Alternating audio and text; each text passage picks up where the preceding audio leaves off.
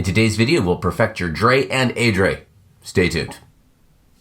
Hello everybody, I'm Matt Willis Bagpiper, and on this channel I make videos to make you a stronger and more confident piper. If you like this kind of content, please think about giving the video a like and subscribing to the channel.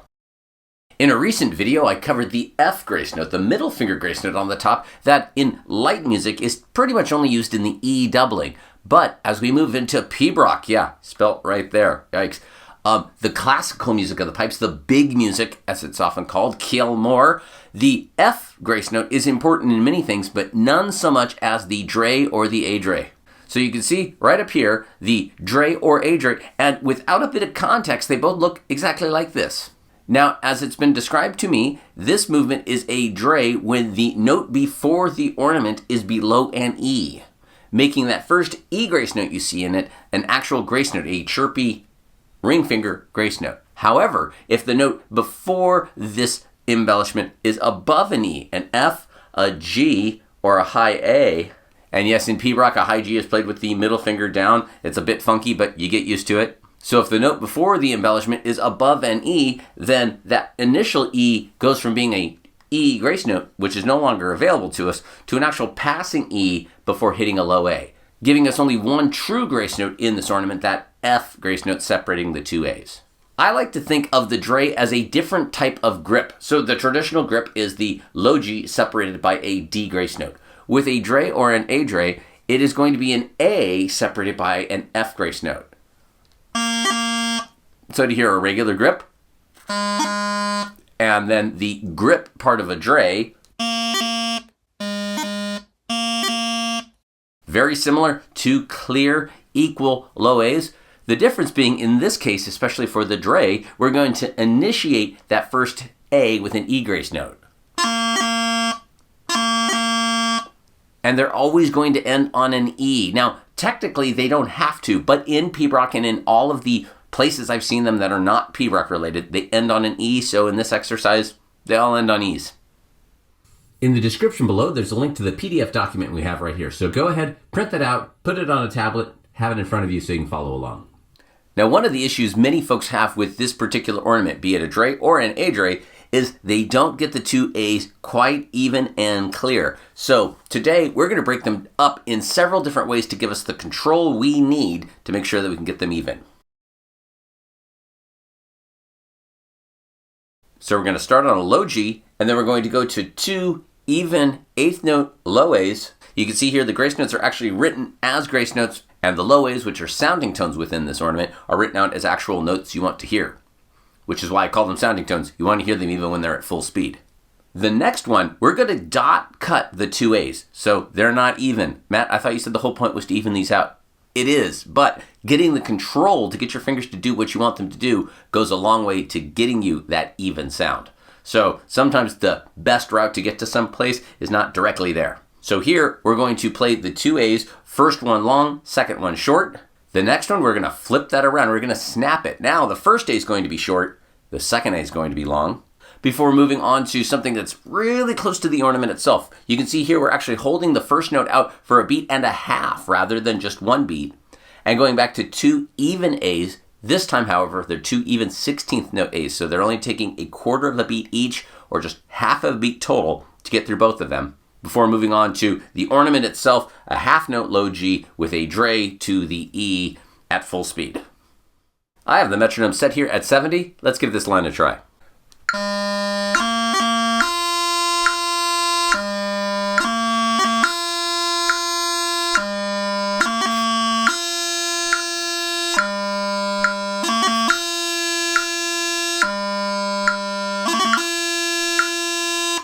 As these primarily occur in pibroch, the timing of where everything lands according to the beat isn't set in stone from my listening to how people interpret this. One, in pibroch, there isn't a strict beat. It's more of a pulse that goes through the piece rather than a strict metronome.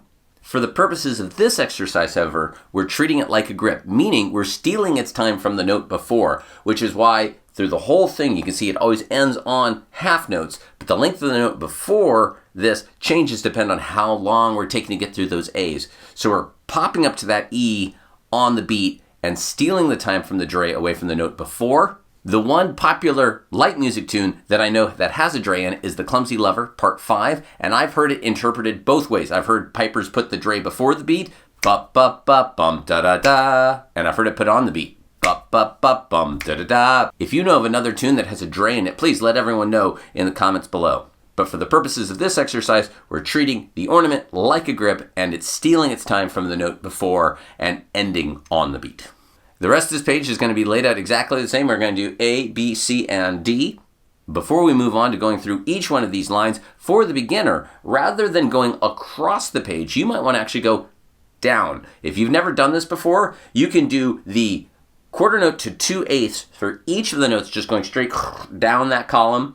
And when that's good and clean, you can go to the next one and down. So this is kind of an interesting one in that you could treat it either horizontally, where you take one note change and try to speed it up, or if you want to spend more time, you can go down each column of measures so that you can walk through the scale with the same basic rhythm for the dre as we break it down through this. Just another way to approach it. We're going to be doing it as written, line by line. Let's move on to the A's.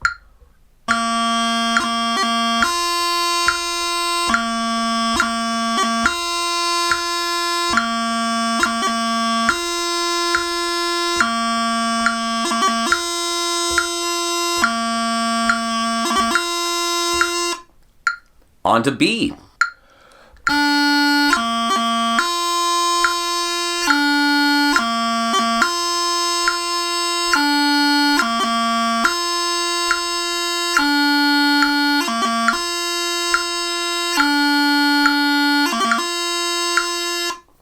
And then finally the last dre before moving on to the Edres.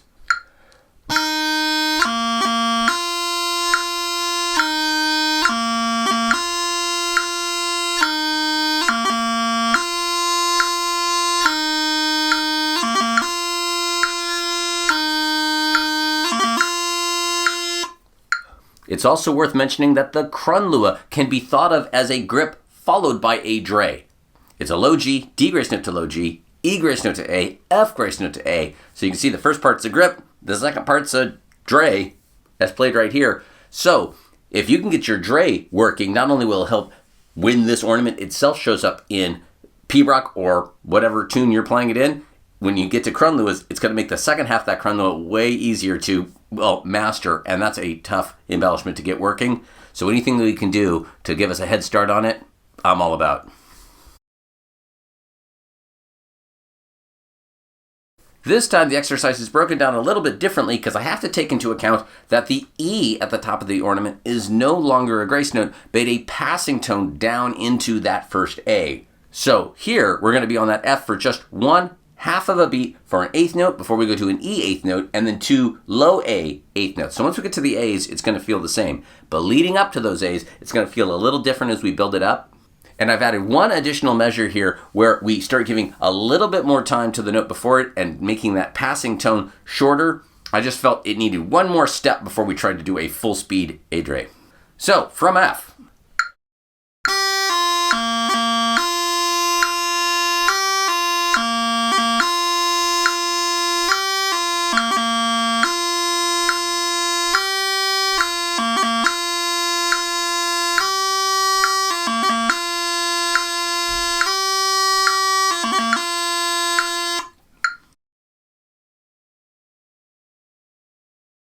From high G. So in pibroch, rather than just the thumb and 3 fingers on the bottom that we're used to for a regular high G, that middle finger is going to be down. Why?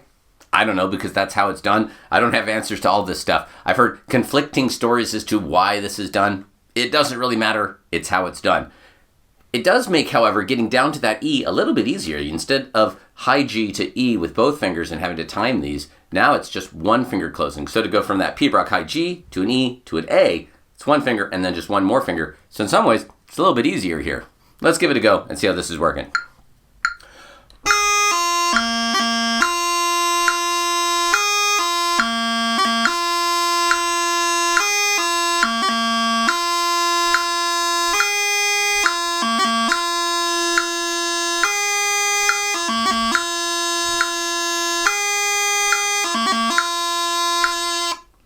If the full speed ones aren't working for you, if you're not able to get kind of an even 2 low A's and it's feeling kind of clumpy, don't do those yet. Just stop on the one before it. You can hear even with my playing, I'm not flying through the full speed ones as I will hear many of the more advanced and master level pibroch players. I'm just getting back into this myself, so these exercises are as much for me as they are for you guys.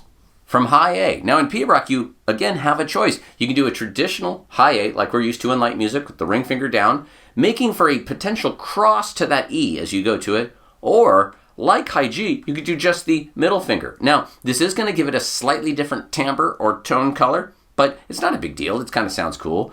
So maybe we'll try it both ways, one with the middle finger high A and one with a more traditional high A. You can try both, see what you like or which one your pibroch instructor thinks you should do. I think if I was doing this, I'd probably do the middle finger high A, assuming that sounded good on my pipe chanter. But we're going to do both. Let's start with the middle finger down high A.